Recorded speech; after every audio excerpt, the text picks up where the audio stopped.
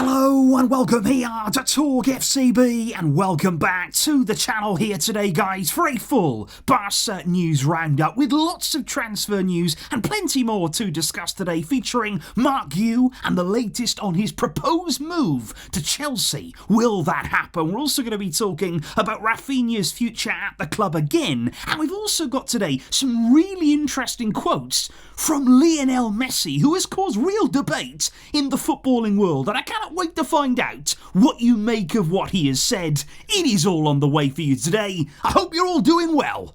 So let's get to it. But I do indeed, guys, today want to kick off by talking about Ronald Aro again. We did, of course, discuss him in yesterday's video, but last night he did indeed get his Copa America campaign underway with Uruguay. They started with a victory there over Panama last night, but there was some real concern surrounding Araujo during the game. He was actually subbed off. He had to be subbed off after just 45 minutes of play, and the real concerns about him when he went down there was reports about dehydration, about heat stroke potentially. It wasn't really clear what the problem was, but he did have to go off, and there was definitely a problem with him. But the good news on that, the news here today, is that Araujo has updated everybody on his situation. He's reassured everybody that he's fine, but he did say his blood pressure was low and he was indeed dehydrated last night when he went down and had to be subbed off. So he is now hoping that he can indeed make a full recovery nice and swiftly. But I do also want to talk to you guys today about Marc Casado, because he was also in action last night. He was playing too, not at Copa America, but he was of course playing for Barça Athletic, who unfortunately lost their promotion playoff match against Cordoba. They were indeed eliminated, but for Marc Casado there was some really emotional scenes at the end of the game. He was actually in tears, as you can see here, during his post-match interview. Very, very sad he was. He was speaking there about the fact that this would be his very last game for Barça Athletic. This would be his last game here at the youth ranks at Barça, because of course, remember as well, he is the captain of the Barcelona Athletic team there. That clearly meant a lot to him. He's been at the club for such a long time as well, and he went on to say there that because he's now renewed at the club, he's renewed recently until 2026, he is going to make that step up. He is going to be part of Barca's first team next season, and he said yesterday, I am going to do everything in my power to take the opportunities that I'm given and impress the new coach Hansi Flick. And I've got to say, guys, I would love to see Marc Casado come up now to the first team and make a success of it there. He seems like a really good kid. Barca is definitely in his heart, definitely in his blood. He's been at the club here since he was 12 years old, and I do hope now next season he can get those first team opportunities, and I really hope he can impress Hansi Flick. However, guys, very much on the flip side of that there, maybe different kinds of emotions last night for Marc Guiu, because he was also playing for Barça Athletic in that promotion playoff match, and it might be his last minutes for Barcelona. But as a whole, full stop there, he may indeed turn his back and leave the club to join Chelsea in the summer transfer window. Now, the first thing that I've got to say about this, guys, we're hearing a lot here about Marc Guiu, about only €6 million. Chelsea are interested, Bayern are interested as well. And so many people say, well, why on earth are we selling for that? Why can we never sell players for a higher amount of money? Why only 6 million? But it's a release clause. So what that means is Barca can literally do nothing here. That is a clause that has to be inserted there into contracts by Spanish law. 6 million was the amount on Marc Guiu's existing youth contract, because Barca probably didn't expect him to explode onto the scene so quickly last season, because ever since his emergence there when he came on and scored, very, very emphatic goal, Barca have been trying to renew him. They have been actually negotiating there with Marc Guiu for several weeks now, trying to improve that contract and of course bump up that release clause.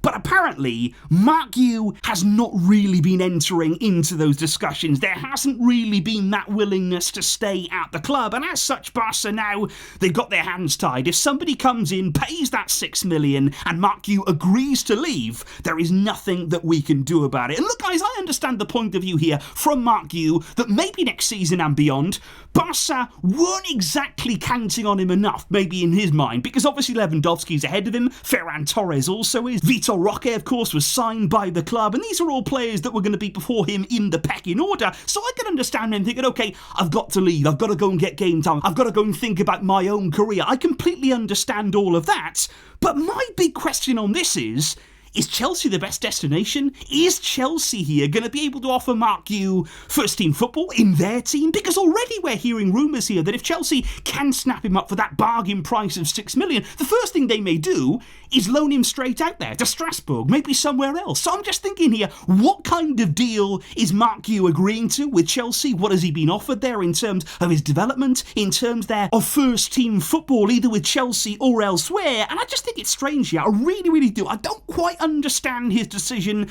to leave for Chelsea, but it does look like it's going to happen. It does look like as though his mind is pretty much made up. Barca are still speaking to him. No final decision has quite been made yet. That might be imminent. But Marc Guiu does appear to be pretty much on his way to Chelsea as he looks set to leave Barca. However, guys, are we going to see many other departures from the club this summer? And could one of those still be Raphinha? That again has come up in the media today. Big report here saying that basically the interest in Saudi Arabia, it is still very much there. And in particular, it's Al Hilal, who are absolutely desperate, and they remain so, to sign Raphinha this summer. Apparently, they're Al Hilal's head coach, Jorge Jesus. He is a massive fan of Raphinha, and he is pushing the club. He is demanding that somehow they get this deal done. Now, Barca apparently have placed a sort of 90, 100 million price tag. Now, Al Hilal, they've got that kind of money. Saudi Arabian clubs there can pay that for a player that they want. Not a problem at all. They'd also be willing to offer Raphinha huge salary. But I think the point still stands here, despite their interest, despite the fact that Jorge Jesus really would love to have Raphinha. I just still don't see it happening. I still do not see here a player who wants to leave the club, who is anywhere near to open to leaving this summer, because I think Raphinha, he wants to stay, he wants to succeed here, he's determined to do that, and I also think he'll be buoyed by the end of the season that he had, the improvement there in the form, the way that he actually started to get some momentum in his performances, and I think he'll also be really looking forward to a fresh start there. Having Hansi Flick come in, a different system, a different style as well at times, that could really excite Raphinha, I feel, in many different ways. And I also don't know, guys, if you've seen the video of Raphinha recently whilst away there preparing for Copa America with Brazil, he actually confronted a fan who actually insulted Barca there. It was very clear, it was very obvious what the person said, and Raphinha, he was having absolutely none of it there. He went up to them and quite clearly he was certainly not going to let that fly, and this isn't also the first time that we've seen something like this from Raphinha. He's a very passionate guy, he wants to be here, he wants to succeed here, and still right now, I do not see him leaving this summer. But indeed, guys, with all of that said and done, now we must move on to what I feel, like I say, are really interesting and certainly thought-provoking words here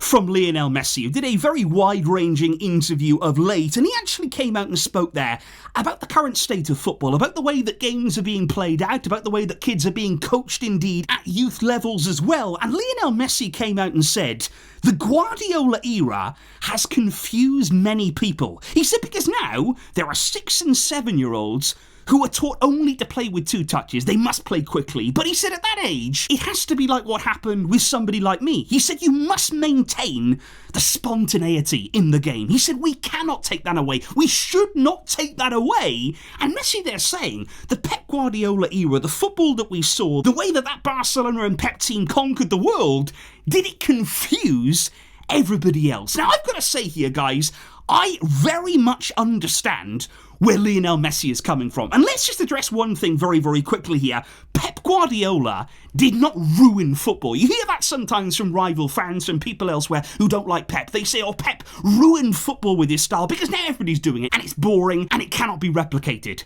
But that's the whole point here. Pep didn't ruin anything. He created there some of the best teams we have ever seen in the game, with some of the best football that has been seen in football history, with the most incredibly exciting players. Pep achieved that. He made a team and he made it all click, and it was absolutely historic.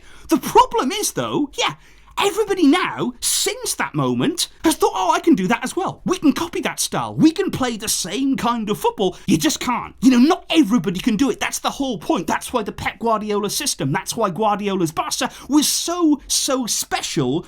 you must keep evolving, because even Pep here now today in the modern game, he's not the same as he was during the Barcelona days. He himself is evolving. He's not doing the same thing. He's not copying anyone. He is constantly trying to innovate. And I just think in today's game, Messi's absolutely right. We are losing the essence there of spontaneity, of players having freedom. A lot of people are locked into systems, even there at lower levels. And like Messi says, 6 or 7 year olds, they're being told to play in a certain way. You've got to have a bit of individualism. You've got to have a bit of freedom. And that is ultimately why we all love football. The excitement of it there. Players who can get you off your seat. Players there who can do things that really do make you think, wow, go past a player, beat a player there, pull off a piece of skill, something you haven't seen before.